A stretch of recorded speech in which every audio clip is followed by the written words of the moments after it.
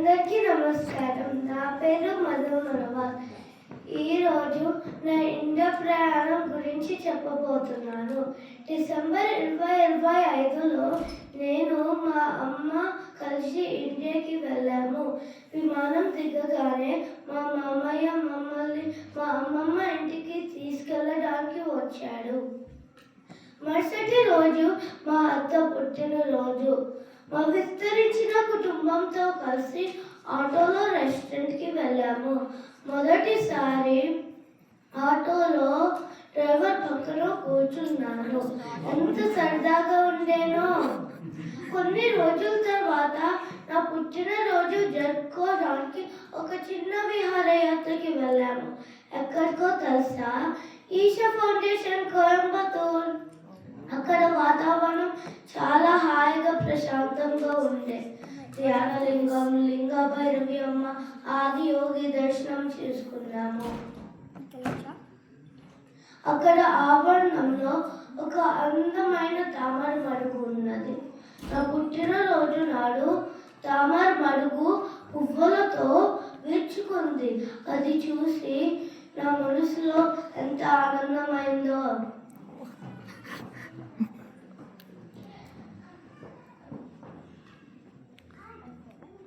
ఈ ఈషాలో ప్రత్యేకం అంటే ఏంటిదంటే, భిక్ష హాల్లో అందరూ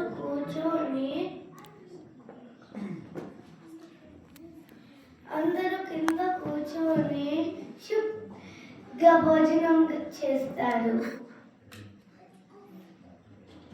అక్కడ ఈషాలో ఒక చిన్న పుస్తకం కొనుక్కున్నా.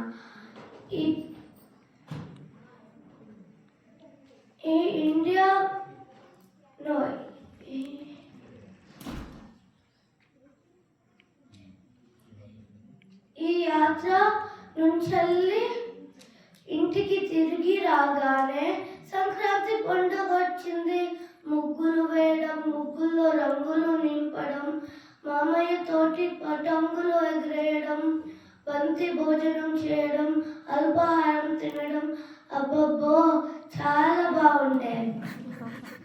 ఈ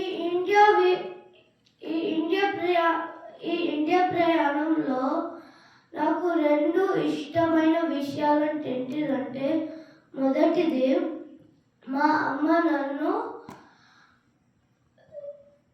తపాలా కార్యాలయంకి తీసుకెళ్ళింది. అక్కడ తపాలా బిల్లులు కొనుక్కున్నా. రెండోది, చివరి రోజు మా మామయ్య, మా తాతయ్య, మా అమ్మ నన్ను ఒక కుమ్మరి ఇంటికి తీసుకెళ్ళిండ్రు. మట్టితో కుండలు, గల్ల గురిగే ఎలా చేస్తారో చూసిన. ఆ కుమ్మరి తాత మట్టి దీపాలు ఎలా చేయాలో నేర్పించిండు. నేను చాలా మట్టి దీపాలు చేసిన. చాలా సరదాగా ఉండే. దాంతో నా కళ నిజమైంది. ధన్యవాదాలు.